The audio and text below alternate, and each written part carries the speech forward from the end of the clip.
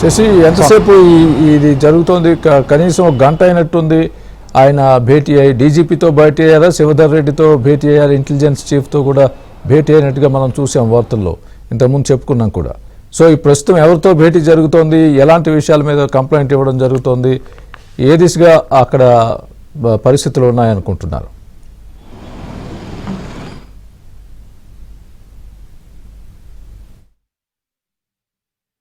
నా షాపుని కొట్టకురా, నేను కొట్టినా కొట్టుకుంటా, పెట్టినా పెట్టుకుంటా, నా షాపు మీద నువ్వు చెయ్యొద్దు అనేసి దొబ్బారు.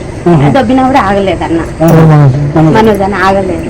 దానివల్ల ఆగవా ప్రశాంత్ దెబ్బ కొట్టిండు అన్న.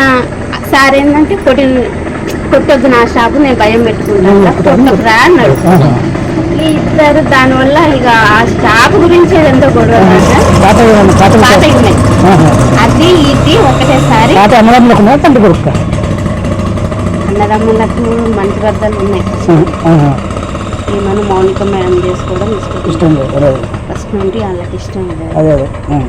దానివల్ల కొంచెం వాళ్ళు ఫస్ట్ నుండి డిస్టర్బెన్స్ ఆ విషయం మీద.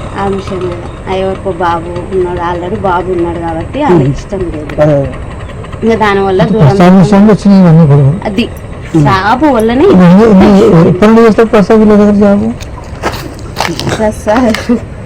ప్రసాద్ జాబు వాడు 6 సంవత్సరాలు 4 సంవత్సరాలు హైదరాబాద్ కాదు సార్ దగ్గర. ఇంట్లో ఎవరెవరు ఉన్నారు? మనోజ్ అన్నుండు, మౌనిక ముందు, అమ్ముండు, ముగ్గురు. సార్ లేడా? మార్నింగ్ మేడం ప్రసన్న మేడం వచ్చింది కదా,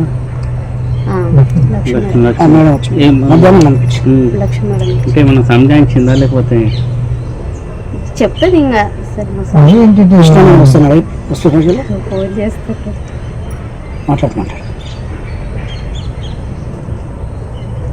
నన్ను అన్న నా ఫోన్ అందరి ఫోన్ హ్యాండ్ ఓవర్ చేసుకున్నాడు, కానీ నా మీద నమ్మకం ఎక్కువ. నా ఫోన్ ఒక్కటే హ్యాండ్ ఓవర్ చేసుకున్నాడు అంతేనా. ఇక్కడ ఇంకా సారు ఇక్కడ ఏం జరుగుతుందో తెలుసుకోరాని ఫోన్ చేద్దాం అన్న. రాడు, నాకు తెలిసి మా విష్ణు అన్న రాడు.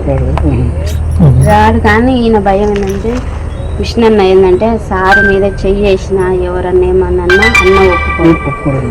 ప్రాణం తండ్రి కొడుకు పెద్ద కొడుకు చెయ్యేసిండు.